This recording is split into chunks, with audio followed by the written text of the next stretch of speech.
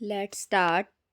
जो हरियाणा बोर्ड की वेबसाइट पर क्लास 12th की अकाउंटेंसी के मार्च 2024 एग्ज़ाम के लिए प्रैक्टिस पेपर डाले गए हैं, उसके कोड ए के 3 मार्क्स के क्वेश्चंस इस वीडियो में आपको समझाए जाएंगे। 3 मार्क्स के आपके 6 क्वेश्चंस होंगे जो 16 to 20 होंगे और क्वेश्चन नंबर 29 होगा। किसी भी 2 क्वेश्चंस में आपको ऑप्शंस मिलेंगे। Let's start our video. 16th question, ये क्वेश्चन आपका फॉरफीचर और रीइशू से रिलेटेड है। देखिए इस वीडियो में जो आपको क्वेश्चंस दिए गए हैं, जो क्वेश्चन का फॉर्मेट दिया गया है वो इन शॉर्ट फॉर्म में दिया गया है। अगर आपने इसके कंप्लीट क्वेश्चंस को देखना है तो आप इसकी हरियाणा बोर्ड की वेबसाइट पर जाकर देख सकते हैं। यहाँ पर शॉर्टकट में क्वेश्चंस को लिखा गया है। क्वेश्चन नंबर 16 है, 400 शेयर्स हैं जो 10 रुपये का एक है। 8 रुपये अभी तक कॉल्ड अप हुए हैं, जिसमें से उसने आपको 6 रुपये पे करे और 2 रुपये पे नहीं करे। आपने इस शेयर्स को फॉरफिट करना है। उसके बाद इन शेयर्स में से 300 शेयर्स को रीइश्यू करना है 7 रुपये में, फुल्ली पेड मानते हो। फुल्ली पेड आपका 10 का था तो आपका इसमें 3 रुपये का डिस्काउंट हुआ। Let's start our first entry related to forfeiture account. Share capital account debit 400 share है, 8 रुपये मंगाए गए हैं तो मंगाई गई राशि से ही डेबिट होता है। 400 गुना 8 3200। टू कॉल इन एरियर 400 गुना 2 जो उसने अभी तक पे नहीं करे तो 800 रुपये। 2 शेयर फॉरफीचर अकाउंट में क्रेडिट होते हैं जो वो अब तक पे कर चुका है, जो 6 रुपये हैं। 400 गुना 6 2400 रुपये आपकी फॉरफिट की एंट्री हो गई। फिर आप करेंगे 300 शेयर जो रीइशू करें 7 रुपये में, उसकी एंट्री।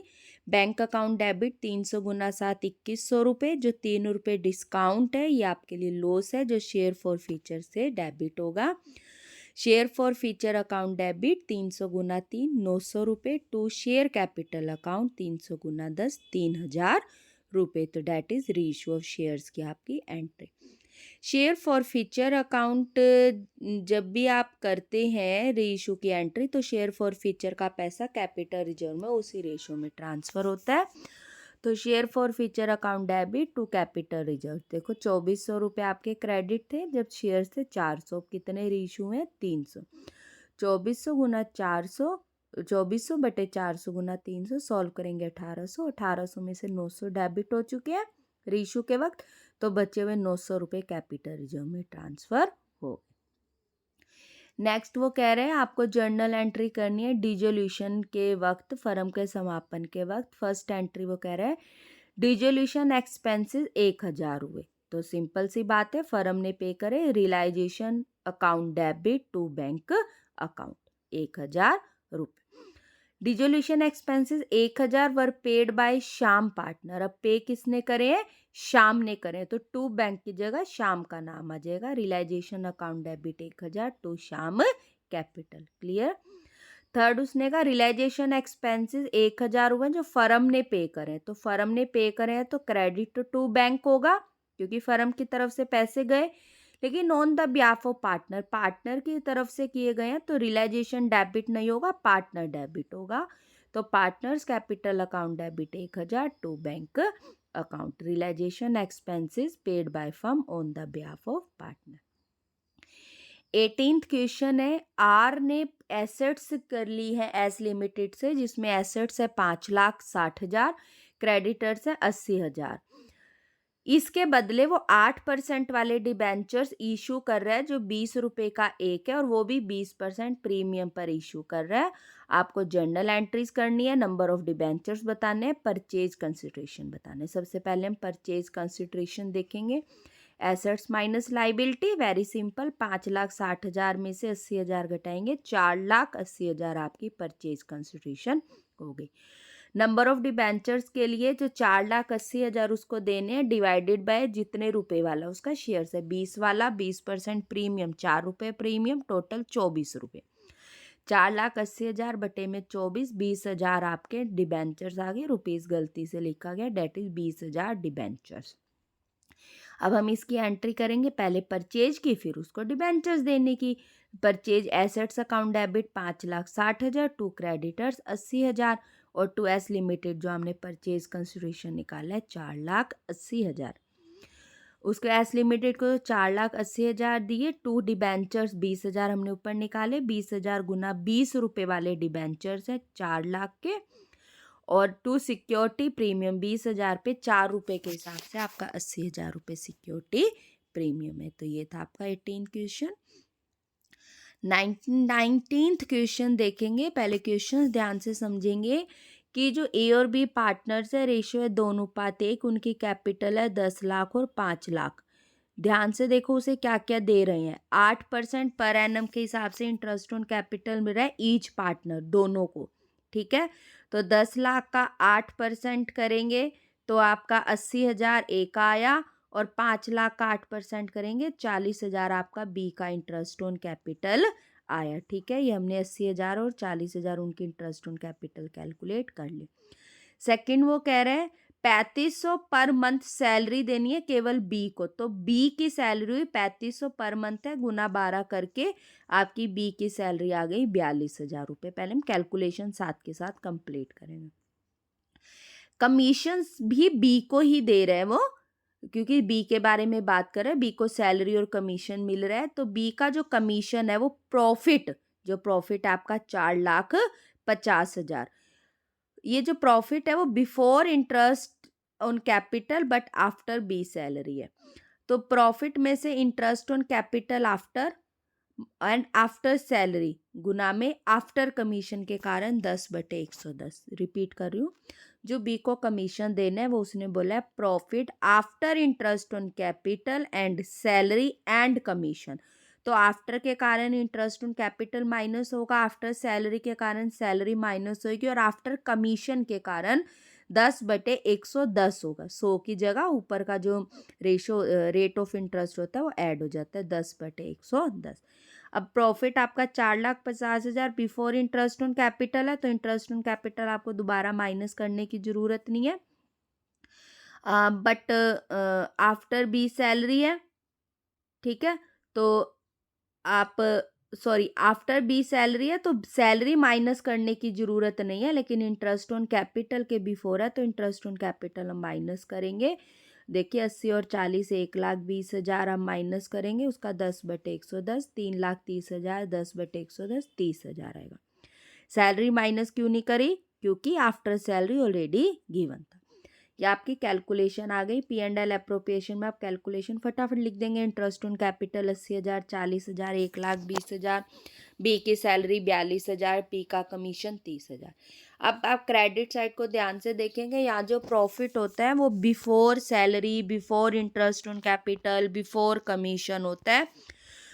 तो जो आपका 4,50,000 है ये बिफोर इंटरेस्ट ऑन कैपिटल तो था, कमीशन हमने निकाला ही बाद में, तो बी की सैलरी हम इसमें वापस ऐड कर देंगे जो थी 42,000, तो ये बिफोर हो जाएगा 4,92,000। 4,92,000 में से सब माइनस करेंगे 3 लाख, ये 3 लाख ए और बी में उनकी प्रॉफिट शेयरिंग रेशो में बढ़ जाएंगे 2 लाख और 1 लाख। 19 के ऑप्शन में क्वेश्चन है साझेदारी संलेख की अनुपस्थिति में लागू होने वाले किन्हीं 3 व्यवस्थाओं का उल्लेख कीजिए। तो mention any 3 provision in the absence of partnership. तो सबसे पहले आप लाभ हानि बता देंगे कि साझेदारी संलेख के में लाभ हानि बराबर बांटा जाएगा।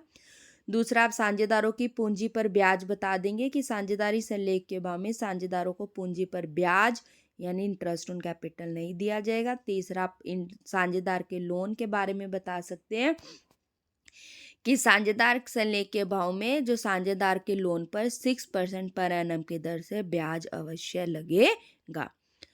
20th क्वेश्चन है आपका, ए बी सी पार्टनर है, रेशो है 2:1, ए रिटायर होता है और रिटायरमेंट के बाद सारी एडजस्टमेंट करने के बाद बी और सी की कैपिटल 1 लाख और 1 लाख दी हुई है क्रेडिट बैलेंस।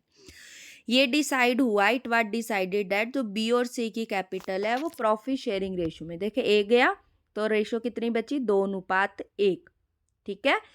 तो न्यू रे कैपिटल्स आपको निकालनी है और एंट्री करनी है कि उनसे कैपिटल मोर मंगाई जाए या उनको कैश वापस दिया जाए। देखिए टोटल कैपिटल 1,40 और 1 लाख 2,40,000 हुए। 2,40,000 इनकी न्यू रेशो, ए को हटा देंगे 2:1 में बांटेंगे तो आपका 2,40,000 को 2:1 में बांटते हुए बी की 1,60,000, सी की 80,000। अब एक बी की पहले कितनी थी 1,40, अब कितनी होनी चाहिए 1,60, तो उसको 20,000 रुपये उससे और मंगवा लेंगे। मंगवाएंगे तो हमारे पास पैसे आएंगे। Debit what comes in bank account debit to B capital 20,000। C की 80,000 आई, सी की पहले थी 1,00,000, उसको 20,000 वापिस देंगे क्योंकि हमें 80,000 चाहिए, तो वापस देंगे। Credit what goes out, bank credit होगा। C capital account debit to bank account 20,000। 29th question है आपका 3 मार्क्स का लास्ट क्वेश्चन आपका है। Net profit after interest and tax 1,00,000 दिया हुआ है। करंट एसेट्स एंड लाइबिलिटी 4,00,000 और 2,00,000 दी हुई है। टैक्स रेट 20% है। नॉन करंट एसेट्स 6,00,000 है। 10% लॉन्ग टर्म डेप्ट है 4,00,000 और आपको रिटर्न ऑन इन्वेस्टमेंट आपको कैलकुलेट करनी है। देखिए सबसे पहले रिटर्न ऑन इन्वेस्टमेंट का आपको फॉर्मूला लिखना होगा। Net profit before interest and tax upon में कैपिटल एम्प्लॉयड इनटू 100। अब आपको net profit after interest and tax दिया, पहले उसको बिफोर टैक्स करेंगे। 1,00,000, आपकी टैक्स रेट कितनी है 20%, तो 100 बटे टैक्स रेट माइनस करके 80। तो net profit after interest and tax 1,00,000 है, तो नेट प्रॉफिट बिफोर टैक्स के लिए 1,00,000 गुना में 100 बटे 80 कैसा है 20% टैक्स माइनस करके 1,25,000। अब इसमें जो आपको ये लोन दिया हुआ था 4,00,000 का 10% के हिसाब से जो 40,000 आपका जो लोन इंटरेस्ट आया है वो इसमें ऐड कर देंगे, तो आपका net profit before interest and tax आ जाएगा 1,25,000 प्लस 40,000 1,65,000। अब आपको ऊपर का तो पता लग गया 1,65,000। कैपिटल एम्प्लॉयड के लिए एसेट में से करंट लाइबिलिटी माइनस कर देंगे। टोटल एसेट देखो आपकी 4,00,000 करंट है, नॉन करंट 6,00,000 है, टोटल 10,00,000 होगी। इसमें से करंट लाइबिलिटी 2,00,000 माइनस कर देंगे। लॉन्ग टर्म माइनस नहीं करेंगे। 10,00,000 में से 2,00,000 के 8,00,000, तो आपका 1,65,000 बटे 8,00,000 गुना 100 आप इसे कैलकुलेट करेंगे तो 20.62% आपका कैप रिटर्न ऑन इन्वेस्टमेंट आएगा। 29th में इसने नेक्स्ट क्वेश्चन आपको दिया ऑप्शन में कि 3 डिफरेंसेस बतानी है करंट रेशो और क्विक रेशो में। बहुत सिंपल संबंध बता दो करंट रेशो का, या करंट एसेट्स और करंट लाइबिलिटी में संबंध दर्शाता है। क्विक रेशो या लिक्विड एसेट्स और करंट लाइबिलिटी में संबंध दर्शाता है। फॉर्मूला बता देंगे। Current ratio equal to current assets upon current liability, quick ratio equal to liquid assets upon current liability. आदर्श अनुपात बता देंगे। करंट रेशो का 2:1, क्विक रेशो का 1:1। तो ये थे आपके कोड ए के 3 मार्क्स के सभी क्वेश्चंस। वीडियो आपके लिए हेल्पफुल रही हो तो वीडियो को लाइक करें, चैनल को सब्सक्राइब करें, और एक सबसे ज़रूरी बात, अकाउंटेंसी एंड बिजनेस स्टडीज़ में किसी भी टॉपिक में आपको कोई भी प्रॉब्लम है, आप वह टॉपिक कमेंट बॉक्स में लिख कर छोड़ दें। आपको जल्द से जल्द उस टॉपिक से रिलेटेड वीडियो मिल जाएगी। जो आपकी जो कन्फ्यूजन है या जो आपको उस टॉपिक में समझ नहीं आ रहा है वो आपको टॉपिक अच्छे से समझ आ जाएगा। 4 मार्च को जो आपका अकाउंटेंसी का पेपर है 2024 में, उसके लिए all the best. Thank you.